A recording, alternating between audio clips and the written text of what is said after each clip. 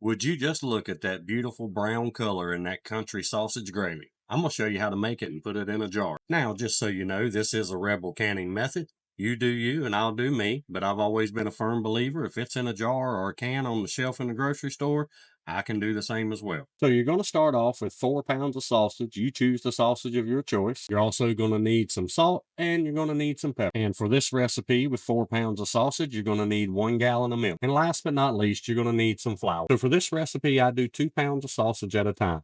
Dump your 2 pounds in the pan, break it up, and fry it until it's golden brown. Once your sausage is all fried and golden brown like this, you're going to add a half a cup of flour right onto the top and turn the heat down to medium. So now you're just going to mix this till all the flour's mixed in good, and you want it to turn to like a brown. You don't want it to burn, but you want that brown flavor and that brown color. After your sausage is browned the way you like it, you're going to add in 8 cups of milk. If you were doing 1 pound at a time, you would split all these ingredients in half. So 4 cups of milk, 1 pound of sausage.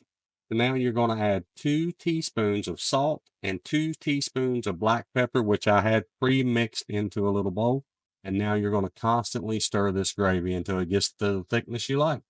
The key to get the best gravy is to constantly stir. I like to leave it a little thin because you are going to be pressure canning this for 75 minutes. Our gravy's done, and now it's time to put it into jars. We put our jars in the oven at 220 degrees for 20 minutes to heat the jars up because you are going to be putting warm gravy into the jars. Always remember, warm food, warm jars. Cold food, cold jars.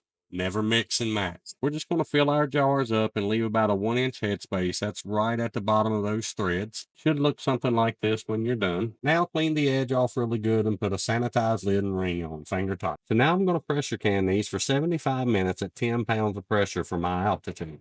And when you're done, let your canner depressurize and cool down, and you can remove the jars from the heat and you end up with beautiful sausage gravy that looks like this. Now,